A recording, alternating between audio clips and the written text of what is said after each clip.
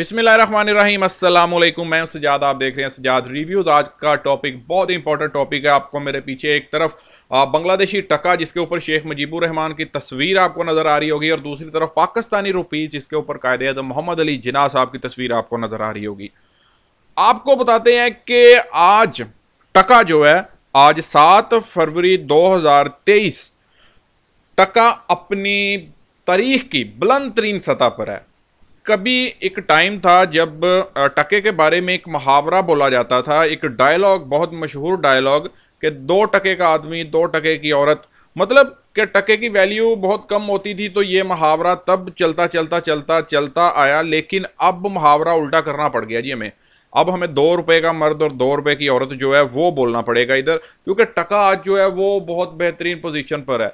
आज एक्चुअली तरक्की टका ने नहीं की, टका वहाँ पर स्टेबल है, लेकिन जिस तरीके से हमारे पॉलिटिशियंस ने पाकिस्तान का बेड़ा गर्क किया, पाकिस्तान की इकॉनमी का बेड़ा गर्क किया, पाकिस्तान की करेंसी का बेड़ा गर्क किया, वो किसी से अया नहीं है, सबके सामने है कि किस तरीके से इन्होंने पूरे तरीके से एक स्टेट जहाँ पर आपको हर चीज़, जहाँ पर आपको पहाड़ भी मिलते हैं, जहाँ पर आपको मैदान भी मिलते हैं, जहाँ पर आपको सहरा भी मिलते हैं, आपको पानी भी मिलता है, दरिया भी मिलते हैं, समुंदर भी मिलता है, हर चीज़ पाकिस्तान के पास है। पाकिस्तान के पास गैस है। पाकिस्तान दुनिया का नमक पैदा करने वाला सबसे बड़ा कंट्री है। पाकिस्तान गंदम पैदा करने वाला सबसे बड़ा कंट्री। अगर हम 10 कंट्रीज़ की बात करें तो टॉप 10 में आता है। पाकिस्तान कॉटन की प्रोडक्शन में टॉप 10 में आता है। तो ये इस देश को, राइस की प्रोडक्शन में पाकिस्तान टॉप 10 में है। तो ये इस देश को क्या हो गया, इस कंट्री को क्या हो गया कि आज अगर हम बात करें कि पाकिस्तान जो है वो इतना पीछे रह गया, और बांग्लादेश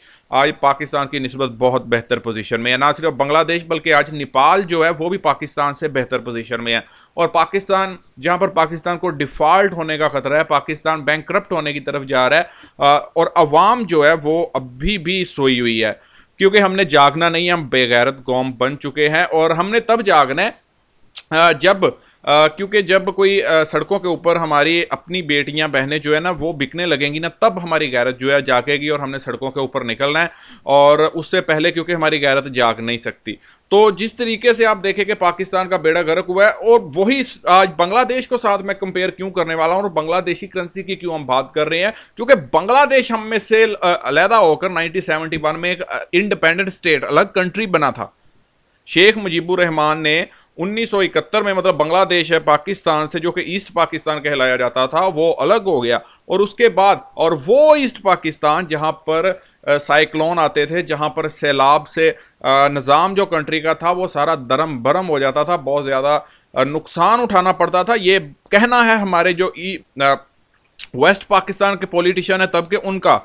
आप रिपोर्टें उठाकर देख लें जी, हमें वहाँ पर बहुत खर्चा करना पड़ता है, वहाँ पर बहुत ज़्यादा ईस्ट पाकिस्तान में प्रॉब्लम्स आती हैं। आज वही प्रॉब्लम्स वाला ईस्ट पाकिस्तान जो है वो वेस्ट पाकिस्तान से बहुत आगे जा चुका है। और तरक्की के मामला, अगर वहाँ पर इंडस्ट्री देखें बहाल है, वहाँ पर हम गवर्नमेंट देखें स्टेबल है, और वहाँ पर सब कुछ जो है वो बेहतरीन चल रहा है। लेकिन पाकिस्तान के हालात आज देखिए कि इन पॉलिटिशियंस के नतीजे, इनों की पॉलिसियाँ, इनके गलत फैसले कहाँ से कहाँ पाकिस्तान को लेकर चले गए हैं। तो दुआ भी यही करनी चाहिए कि पाकिस्तान को अल्लाह ताला जो है सीधे रास्ते पर चलाए। लेकिन बात फिर वहीं पर आ जाती है कि जब तक हम खुद ठीक नहीं होंगे तो हमारे जो ऊपर वाले हैं वो भी ठीक नहीं होंगे। तो सबसे पहले पाकिस्तानियों को मैं अपील करता हूं कि आपको बाहर निकलना होगा, आपको खुद अपने आप को ठीक करना होगा। और फिर जो है हमारे कंट्री में हर चीज़ है, हर चीज़ यहाँ पर मौजूद है। हमारे पास वसाइल भी हैं, सोर्सेज, हर चीज़ है, किसी चीज़ की कमी नहीं है। लेकिन प्रॉब्लम कहाँ पर आती है? प्रॉब्लम आती है हमारी जो गवर्नेंस है, बैड गवर्नेंस जो है उसमें आती है।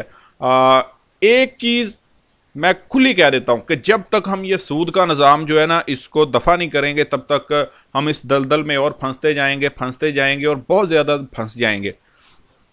आप ये देखिए कि कुरान मजीद में सीधा फरमाया गया है कि सूद लेने वाला देने वाला जो है, सूद से मतलब जो सूद खोर है उससे अल्लाह की उससे खुली जंग है।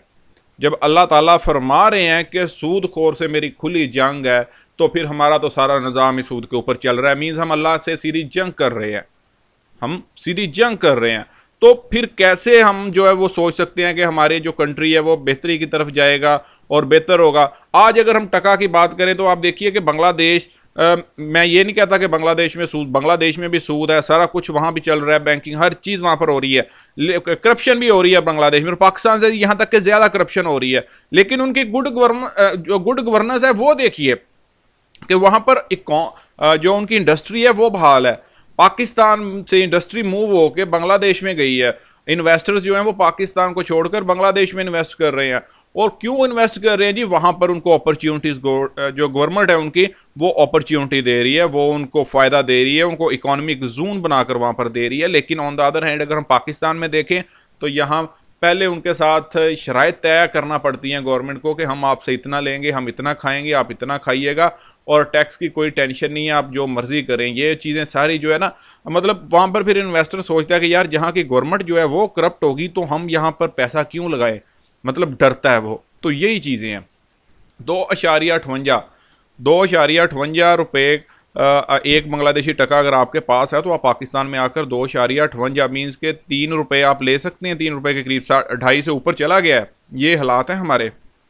और वहाँ जहाँ बांग्लादेश में बहुत ज़्यादा ज़िंदगी जो है वो मुश्किल थी, वहाँ पर मतलब सैलाब आते थे, ये सारा कुछ कुदरती आफात आती थी, आज वो बांग्लादेश जो है वो पाकिस्तान से इतना आगे है।